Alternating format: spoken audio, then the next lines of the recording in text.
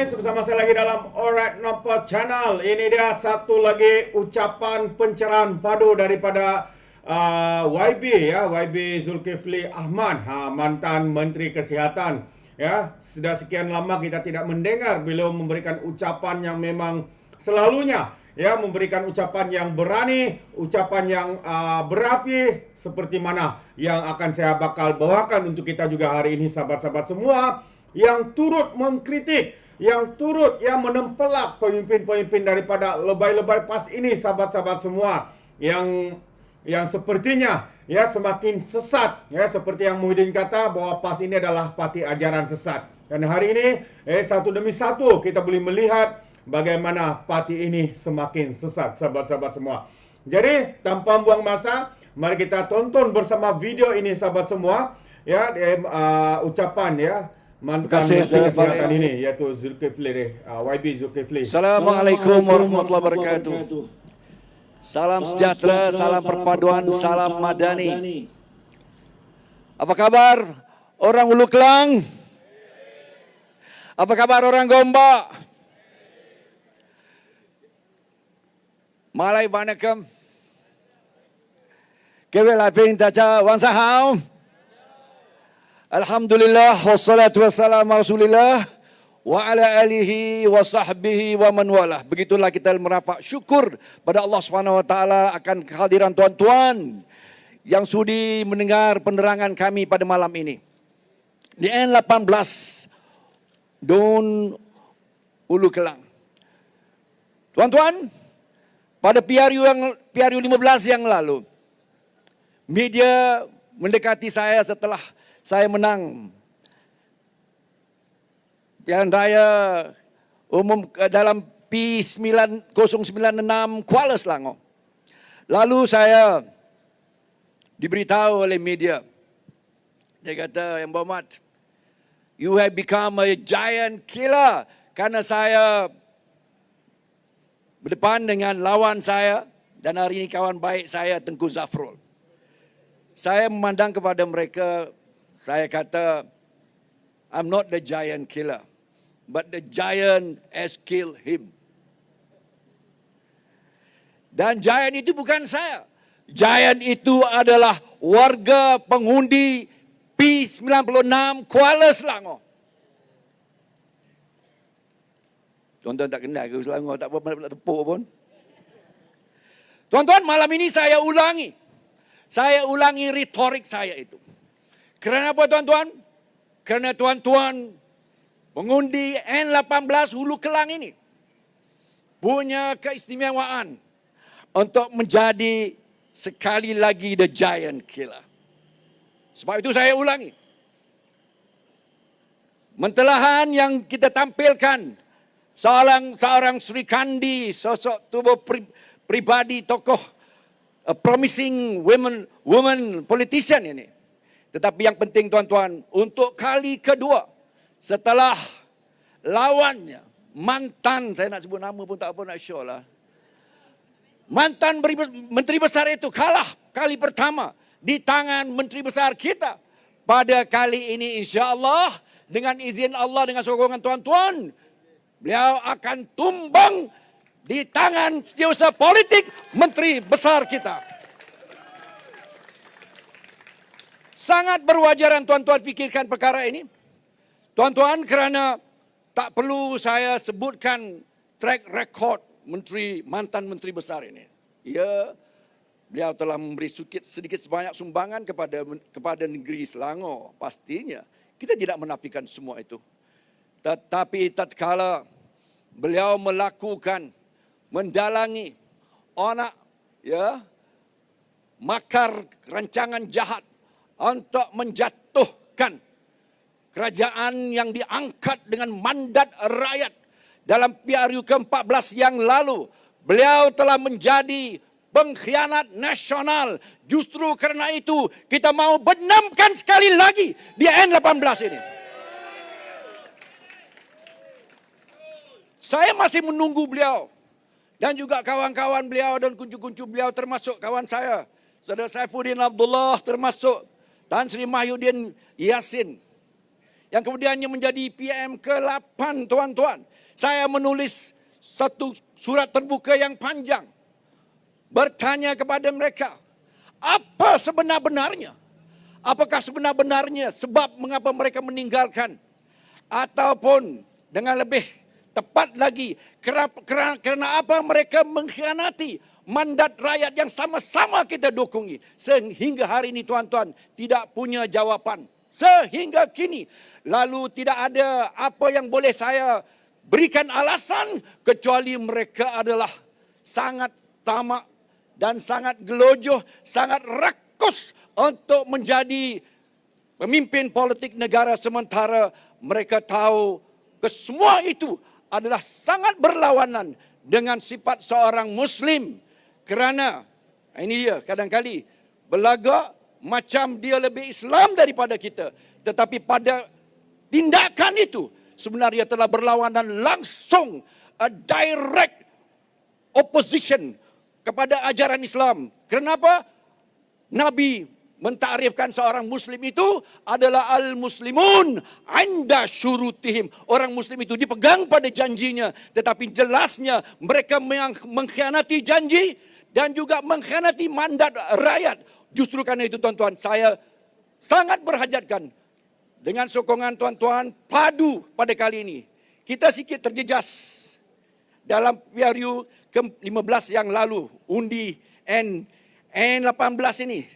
Ya, pada PRU ke-14, ya, kita tahu bahawa mantan penyandang N12 saudara Syahri Shungib menang dengan majoriti kurang lebih 15,000. Tetapi baru-baru ini kalau kita hetong-hetongkan, N12 tuan-tuan, N12 ini mengalami, N18 tuan-tuan, mengalami sedikit, bukan saja sedikit, sehingga turun kepada paras 2,000 majoriti. Lalu dengan itu saya minta tuan-tuan untuk memberikan komitmen memenangkan Juwairiyah Zulkifli dengan majoriti yang lebih daripada 15,000.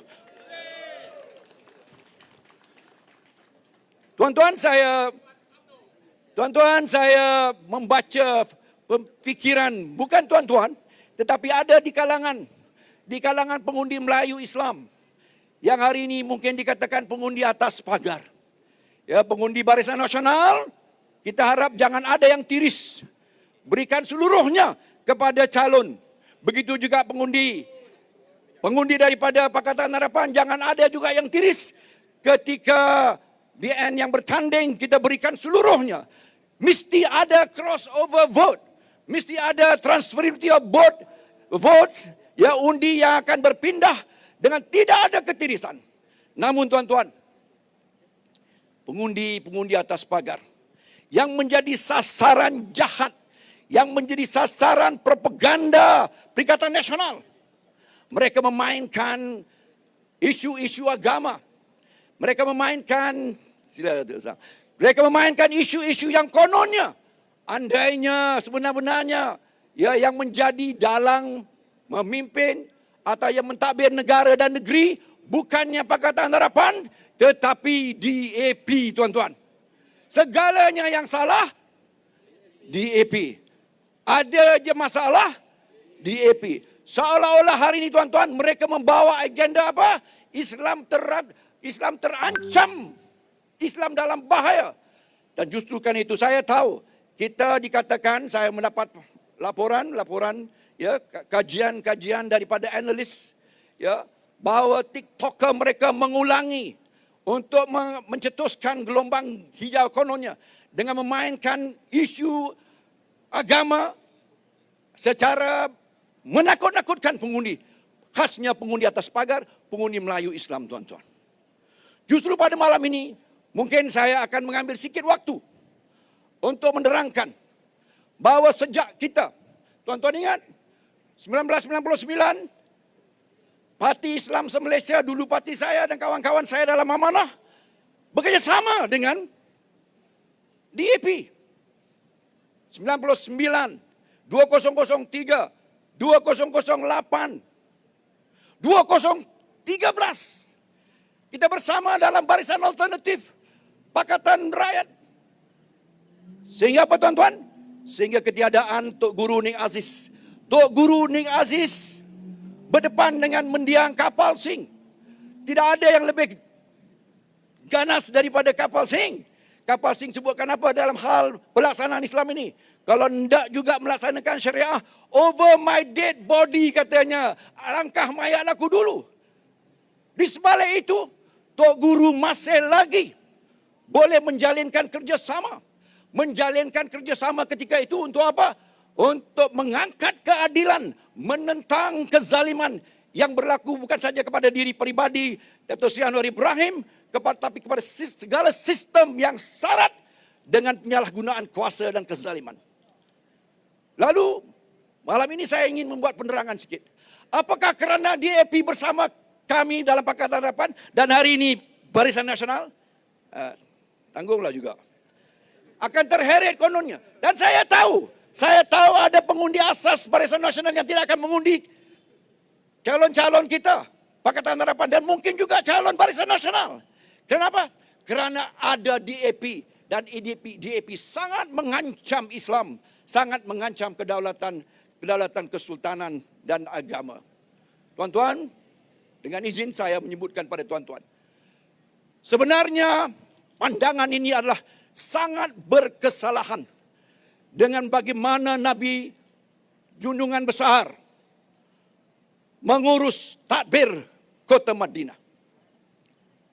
Kota Madinah, tuan-tuan, semacam negara Malaysia ini. Dari segi apa, tuan-tuan?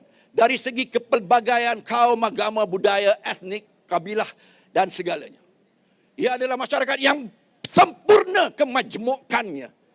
A truly plural society. Nah, ketika itu bagaimana agak-agaknya tadbir urus tata kelola Nabi Muhammad sallallahu alaihi wasallam di kota Madinah? Apakah hanya akan diambil orang-orang Islam Melayu, orang-orang Islam kabilah-kabilahnya saja? Ataukah bagaimana, tuan-tuan?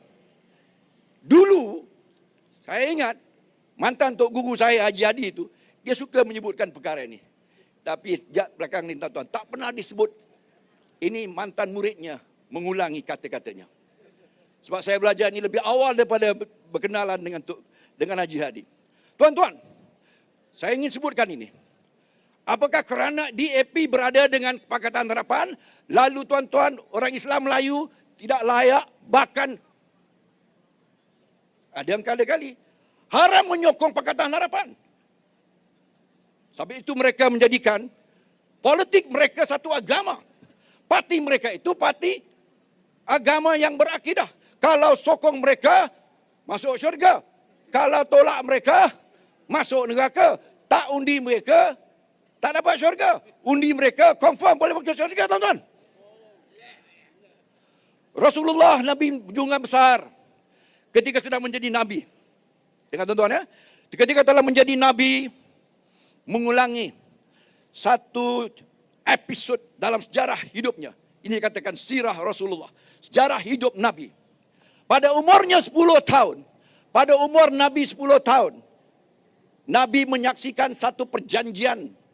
Umpama MOA lah, tuan-tuan. Atau MOU. Perjanjian yang dikatakan helpful fudul.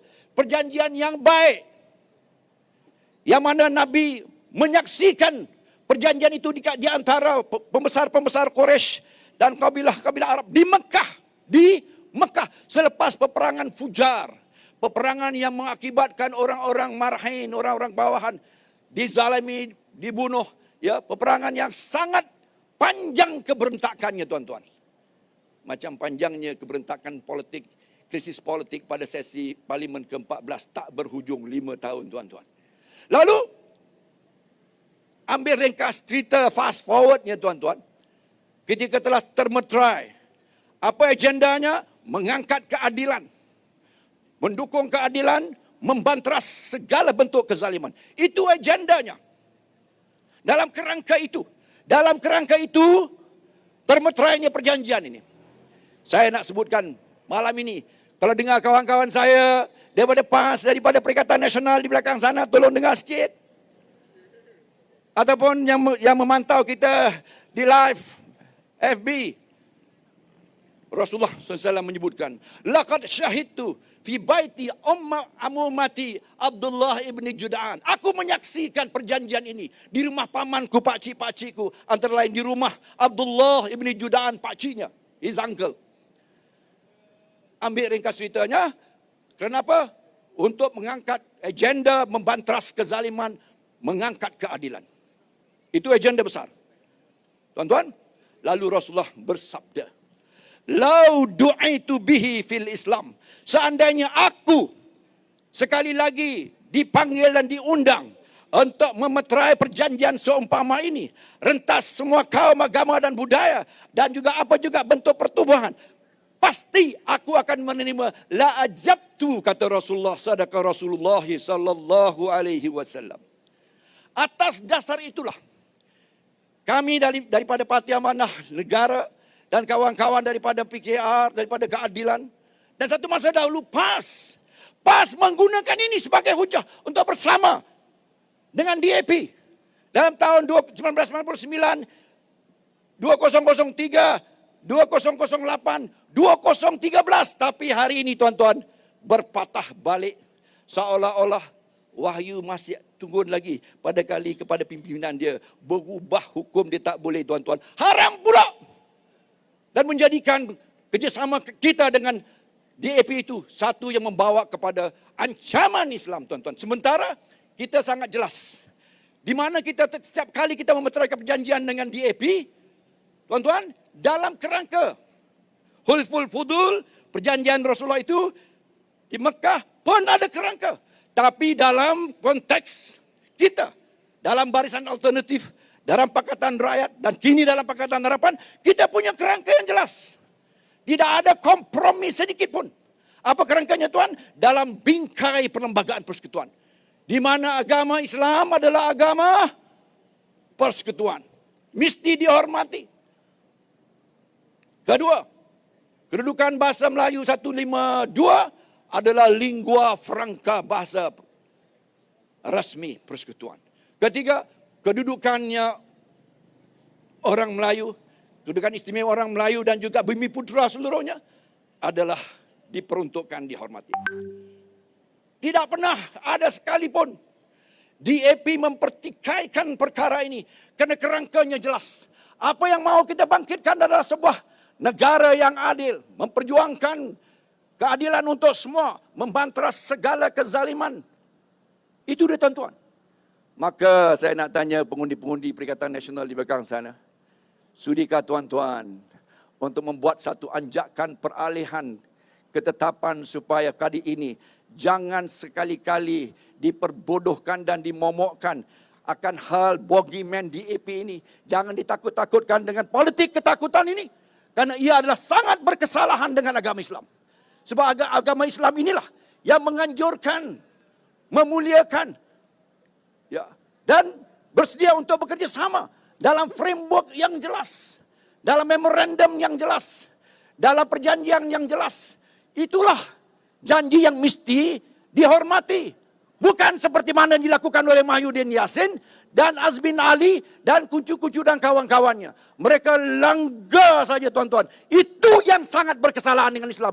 Itu yang perlu mereka pohon maaf. Bukan kepada kami, tetapi kepada mandat dan amanah rakyat. Tuan-tuan, saya terpaksa nampak ganas sikit malam ni. Selalunya saya sangat sopan, sangat madani. Tapi malam ni rasa dah lama dah tak boleh tahan dah tuan-tuan.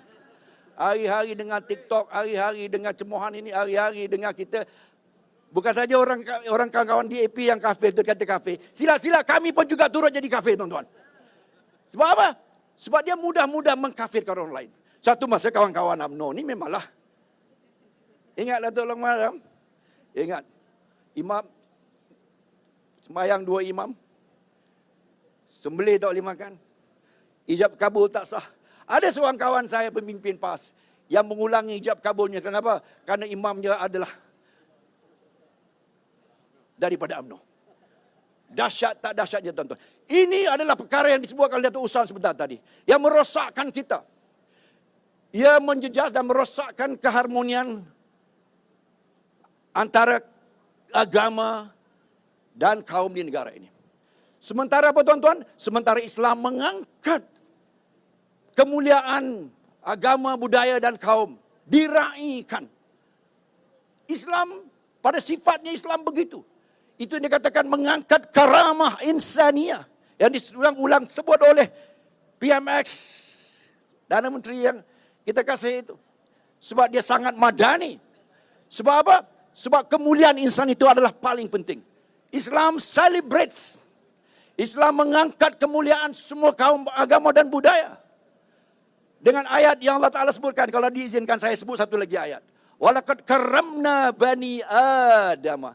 Kata Allah, kami muliakan seluruhnya anak cucu Adam. Anak cucu Adam ni orang Islam je kan tuan-tuan? Tidak. Justru karena itu pada malam ini saya nak, I want to nail in the coffin of this bogi DAP punya campaign propaganda ini tuan-tuan. Kalau boleh, viralkan ini. Bahwa apa yang mereka lakukan menggunakan politik, the politic of fear, the politic of hatred, politik kebencian, politik permusuhan adalah segala-galanya berlawanan dengan Islam dan apa yang dianjurkan oleh Islam. Sebab itu tuan-tuan, kami di Parti Amanah Negara ni, satu masa dahulu Datuk Seri Ibrahim mengajak kami setelah kami tercampak keluar daripada parti lama kami. Tuan-tuan mungkin tak dengar kumpulan G18 pimpin oleh yang berhormat Saudara Muhammad Sabu, almarhum sahabat saya Saudara Salahuddin Ayub, ya, Mahfuz Omar, Khalid Samad, Atta Ramli, Mujahid di Sarawak, maksudlah diri saya dan 18 orang kami tercampak keluar, setandan ditendang keluar. Dalam muktamar yang tak pernah menyaksikan, semua kami kalah sekaligus tuan-tuan.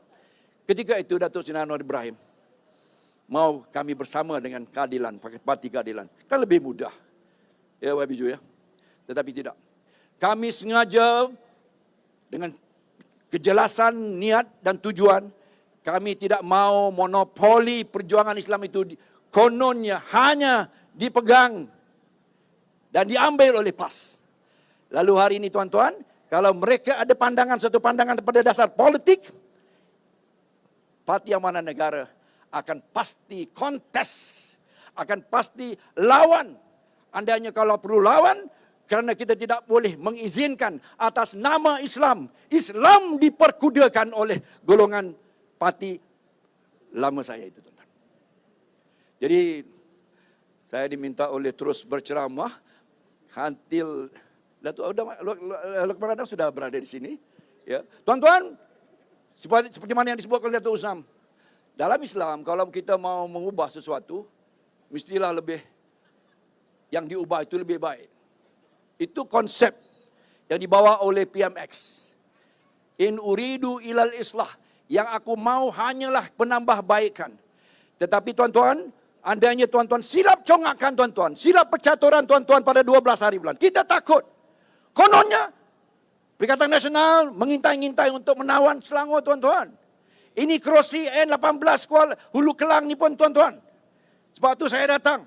Saya datang kerana antara lain, ya, mantan ahli yang berhormat Dun Malawat Bukit Malawati ini 5 tahun bersama saya.